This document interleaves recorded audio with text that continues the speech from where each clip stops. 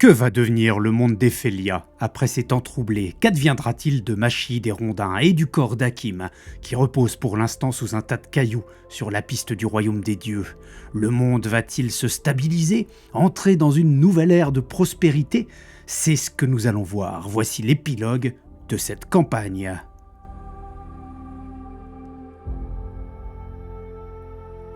Lucis s'est enfin stabilisé dans le ciel d'Ephélia, opérant un nouveau balai, semblant immuable avec Noctis et servant de nouveau repère aux navigateurs après les corrections apportées aux observations qui prévalaient jusqu'alors. Lucis n'a pas perdu sa couleur rougeâtre et l'éclat soudain qui s'est produit lorsque le royaume des dieux et les temples sur Ephélia n'a pas reparu. Personne n'a jamais entendu parler de l'homme de la lune. Les îles évanescentes ne sont plus habitables à la suite du volcanisme important. Une toute petite partie des peuples premiers a réussi à rejoindre les côtes du continent et serait réfugiée dans les montagnes bordant l'altiplano. La Bordurie et les marches du nord sont engoncées dans les glaces et ne sont plus habitables. D'après les observations, des vents très froids parcourent ces terres et chaque hiver vient renforcer l'épaisseur de glace qui recouvre les pôles. Le corps de Verona Eterhart, l'oracle de Ker-Elérit, n'a jamais été retrouvé. Certains évoquent la possibilité qu'elle ait quitté son palais juste avant son effondrement et qu'elle soit partie pour l'altiplano avec sa garde personnelle, cette vingtaine de femmes équipées d'armures rouges et blanches qui ont elles aussi disparu. Les décombres des temples partout dans les cités unicentrales et celles du palais à Ker-Elérit ont fini par être évacués. Des artefacts ont été retrouvés, notamment des cristaux ressemblant exactement à ceux que Machid, Hakim et Rondin avaient trouvés dans la demeure des dieux sur Lucis, mais détruits par les tonnes de roches effondrées. Rien d'utilisable, de fonctionnel, où que ce soit. Le sentier menant au royaume des dieux depuis Ker-Elérit a été totalement détruit. La brèche que refermait la porte est a été comblée. Avant ceci, cependant, le corps d'Hakim a été exhumé de son repos caillouteux, préparé puis conduit à la mer de Bordurie, où une magnifique cérémonie lui a permis de prendre la mer une dernière fois pour une destination que lui seul connaissait. Sa sœur Amma a pleuré, comprenant un peu tard que la folie qui s'emparait parfois de cet esprit était largement surpassée par la bonté d'un homme simple. Amma, ses 3 enfants Alvirama, Rumiar et Isella, la fille d'Omar à la fable, esclavagiste, et Hilarion se retireront dans les basses terres pour vivre une vie simple, à l'écart de l'agitation du monde. Le corps d'Ezra Nictalis, frère du jumeau de Rondin, ne sera jamais retrouvé. Vivienne, tirée des geôles de Karnal, sera écartée de tout exercice du pouvoir par Rondin, malgré ses demandes insistantes pour participer à la relance d'un nouvel ordre mondial. Elle finira par disparaître du jour au lendemain, sans laisser de traces. Brahim et la jeune Namia seront officiellement désignés comme les représentants des Borduriens. Près de 5000 hommes, femmes et enfants réfugiés dans le sud des cités unicentrales et des basses terres. La cohabitation avec les ressortissants des cités unicentrales va être complexe. Les Borduriens n'ont plus rien, à part leurs bras et leur ventre vides. Fort heureusement, les troubles des derniers mois vont nécessiter beaucoup d'efforts de reconstruction, fournissant du travail qu'il sera aisé de répartir. Les habitations seront un problème plus important, mais transitoire.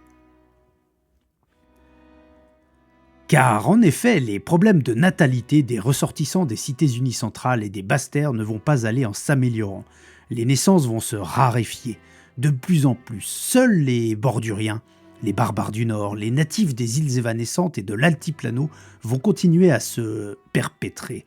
Même les sans-mêlés vont se tarir à moyen terme. L'avenir à long terme est sombre pour les familles des ex-cités unicentrales et évidemment, des troubles vont apparaître autour de cette disparition programmée. Une société secrète naîtra pour tenter de trouver une solution, société qui n'hésitera pas à passer par quelques actes de cruauté en guise de représailles. Les artefacts liés au culte wicastre, cube de l'érite, épée et ceinture de Luminara, etc., n'ont plus aucune particularité extraordinaire. Plus globalement, les fugues ne surviennent plus. Plus rien ne répond lorsque les fidèles s'adressent aux dieux, qu'ils soient simples croyants ou initiés. Le mouvement sectaire, basé sur Oblivious, qui apporte la fin du monde, se renforce, avec des cultes secrets observés un peu partout dans le monde parmi les habitants des ex-cités unicentrales. La plupart des habitants de Ker-Elérith ont assisté en direct, grâce ou à cause de Verona, à la fin d'Elérith et de Magétronis. Ils savent. Pour les autres, tous les autres, l'immense majorité, ce qui s'est passé n'a été que rapporté, et évidemment déformé. La fin des dieux relève pour la plupart des gens du mythe, comme l'a été leur existence, sauf qu'il y avait des preuves de leur existence au travers des miracles magiques liés à leur pouvoir. Et il y a donc des preuves de leur absence, désormais, via l'absence de ces miracles. Seulement pour l'immense majorité du peuple, ces miracles n'étaient qu'une magie réservée aux initiés du culte. Eux n'avaient jamais fait l'expérience des fugues, de la vision dans l'avenir, des objets de protection, etc. Pour eux, rien n'a changé en somme. Seuls les initiés ont été complètement perdus. Ainsi, Machide va-t-elle persévérer dans le développement de ce nouveau culte, son culte. Une vision mêlée de pratiques héritées des anciens dieux, de savoirs borduriens sur le ciel et la nature, et de sa propre vision d'une vie spirituelle tournée vers le vivre ensemble et la connaissance de soi. Les rumeurs sur son immortalité supposée, n'oublions pas qu'elle a reçu une flèche en plein cœur qui a rebondi, devant une assemblée énorme, et sa participation à la chute des anciens dieux, le désœuvrement des initiés, le besoin de croire du peuple et son discours rassembleur vont grandement l'aider à ce que son culte prenne et se diffuse parmi les ressortissants des cités unicentrales. Mais à long terme, la diminution de cette même population fera se tourner les gens vers des superstitions et les éloigner de ce culte pourtant prometteur. Il s'éteindra probablement avec l'espèce qui l'a vu naître. Rondin va s'imposer comme l'une des figures marquantes de l'après-chute des dieux au sein des cités unicentrales. Sa silhouette imposante, son visage marqué par tout ce qu'il a subi, son aura de tueur de dieux, ses discours galvanisants vont l'aider à mener les ex-cités unicentrales vers un nouveau système de fonctionnement plus démocratique, dirigé par des assemblées plutôt que des êtres uniques puissants.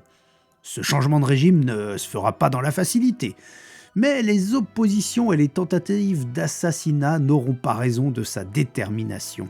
Un nouvel ordre s'établira dans le centre et le sud des ex-cités unicentrales et dans les basses-terres.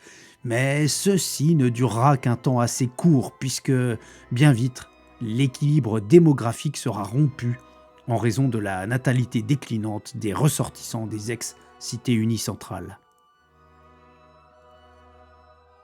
Quant au nord des cités unicentrales, il va devenir le lieu de conflits perpétuels. Les barbares des Marches du Nord ont en effet été chassés de leurs terres par le froid et ont fondu sur les plus petits villages, s'agglomérant sur des territoires à partir desquels leurs raids sanglants vont terroriser les environs.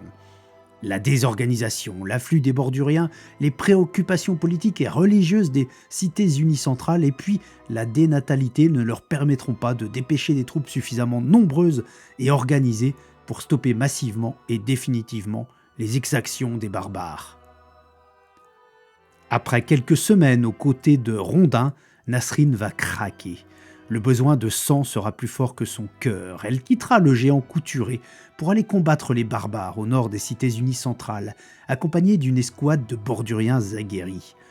De coup d'éclat en coup d'éclat, elle parviendra à venger Hakim et sa famille en décapitant Harald le Rouge, mais elle finira par succomber sous le nombre et l'éloignement du seul homme qu'elle ait aimé. L'un de ses compagnons rapportera que, dans son dernier soupir, il a entendu « Si je n'avais pas été celle que j'ai été, j'aurais aimé vieillir à tes côtés. » Maëlyn ne sortira jamais de sa léthargie. Elle accouchera peu de temps après les événements dans un enfant mort-né. et son corps continuera d'être maintenu en vie. Quant à son esprit, qui sait où il s'est enfui? L'abyssine a disparu partout et son pouvoir avec elle. Personne ne sait si les dieux auraient pu continuer à vivre sans elle et si ce fameux nouveau pouvoir noir que Magétronis voulait à tout prix conquérir à marche forcée les aurait sauvés. Toujours est-il qu'autour de Caer Hélérith, une caste constituée de divers corps de métier a consigné les ordres de Magétronis et s'essaye à développer ce nouveau pouvoir. Des expérimentations avec cette roche noire vont se développer à toute petite échelle en catimini et donner des résultats rapides et efficaces. Il n'est pas impossible qu'en quelques décennies, un nouveau pouvoir voit le jour, très centralisé de nouveau. Ainsi s'achève une ère qui aura duré 25 millénaires. Finalement, personne ne sait réellement qui étaient ces dieux. Enfin, personne. Vraiment ?